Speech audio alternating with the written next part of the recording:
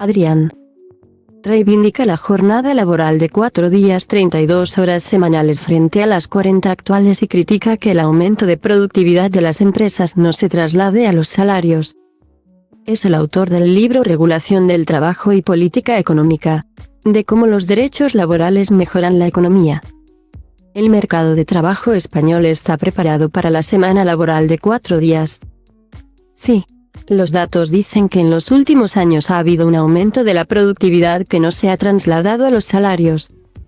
Y una de las alternativas es que esa mayor productividad se traduzca en una reducción de la jornada. Cuando aumenta la productividad haces más en el mismo tiempo. Eso significa que también puedes reducir el tiempo que necesitas para hacer lo mismo. Es cierto que habrá que ver cómo hacerlo, en qué sectores y cuáles son las necesidades concretas de la población. Pero hay un consenso en que la gente quiere vivir mejor, tener más tiempo y poder conciliar. También habrá trabajadores que preferirán traducir ese aumento de productividad en mejoras salariales.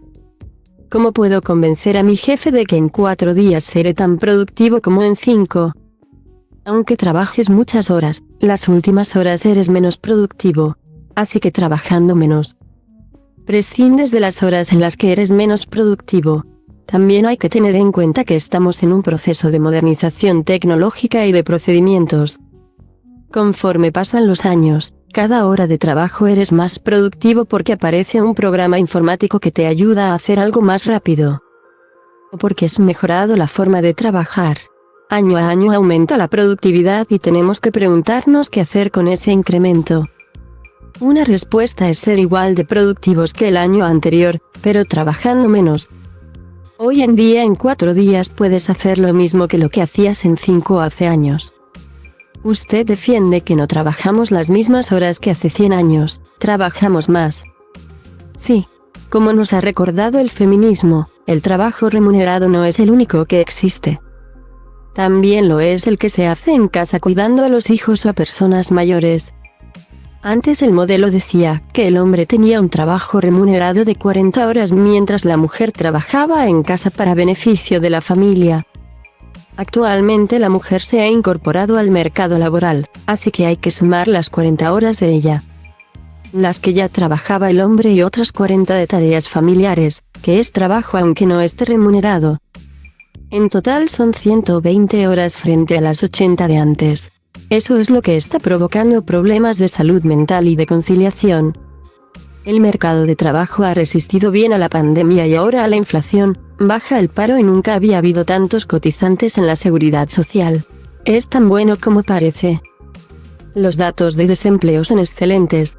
En España tradicionalmente hemos tenido problemas de desempleo y de temporalidad. Y los estamos solventando. Eso es muy positivo, pero hay un problema, el poder adquisitivo de los trabajadores se está reduciendo porque la inflación está muy por encima de los salarios. Entre 2012 y 2019 perdimos 6 puntos de poder adquisitivo. Pero es que en 2020, 2021 y 2022 perdimos otros 6 puntos. Hay buenas noticias, pero también retos muy importantes que debemos afrontar. Porque aquí los salarios son tan bajos en comparación con otros países de la Unión Europea. ¿Los empresarios españoles son más tacaños? Una razón es que la reforma laboral de 2012 tenía como objetivo una devaluación salarial. Se propuso que los trabajadores perdieran poder adquisitivo a cambio de que las empresas ganaran competitividad y pudieran vender más en el exterior. Esto no funcionó porque los empresarios bajaron salarios, pero no bajaron los precios, aumentando sus márgenes de beneficios. Eso se intentó corregir en la reforma laboral de 2021. Pero no se pusieron medidas suficientes para que los salarios aumentaran. Por ejemplo, no se hizo nada para que los convenios colectivos incorporen cláusulas de revisión salarial para que los salarios aumenten al menos como la inflación. Govern Balear, sindicatos y patronales firmaron este año un convenio de hostelería que supondrá una subida salarial del 8,5% en 2 años. ¿Es el camino? Sí. Ese convenio es una excepción a lo que está pasando en el resto de España, donde ni se están pactando convenios colectivos, ni se están llegando a acuerdos para subir salarios al ritmo de la inflación.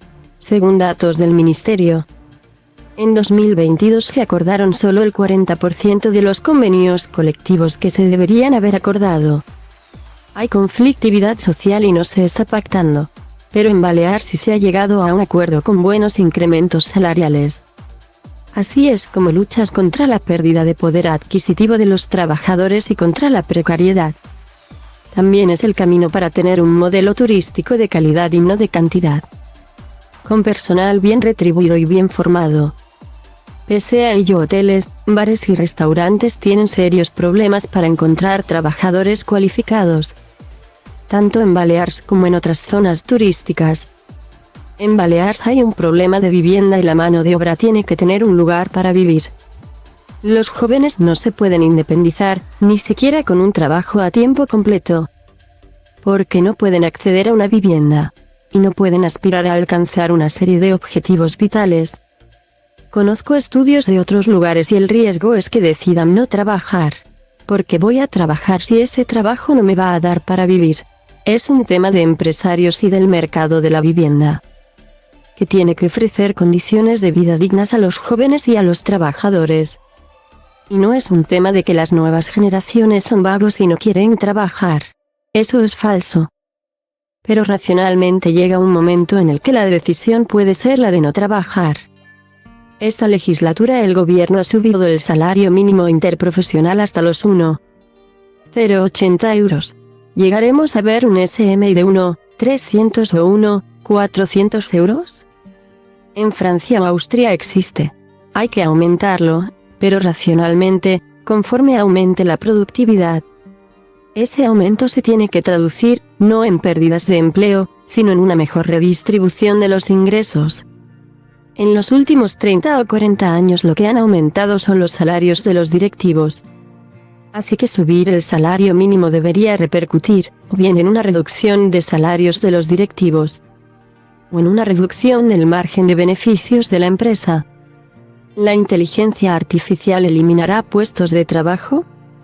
Lo que va a hacer la inteligencia artificial es aumentar la productividad. Muchos trabajos para los que antes necesitabas 5 horas. A lo mejor ahora los resolverás en 1 hora. Una posibilidad es que habrá trabajadores que se irán a la calle. Otra posibilidad es que se redistribuya mejor el trabajo reduciendo horas. Hay otro escenario, pueden desaparecer algunos trabajos y aparecer otros nuevos. Históricamente, los aumentos de productividad han generado su propia demanda. Quiere decir que si ahora solo tardo 5 horas en lugar de 1 para hacer un trabajo, puedo vender el producto más barato, más gente lo comprará y por tanto harán falta más trabajadores para hacer más productos. Los planteamientos son muchos, pero al final lo que los define son las leyes y las regulaciones. Hace semanas que los franceses protestan contra la ampliación de la edad de jubilación hasta los 64 años. Porque en España hemos aceptado tan dócilmente jubilarnos a los 67. Probablemente porque en el momento en el que se hizo había una crisis económica enorme. Ahora es un momento de expansión económica, pero entonces los sindicatos no tenían poder para enfrentarse a esa reforma y se acabó aceptando.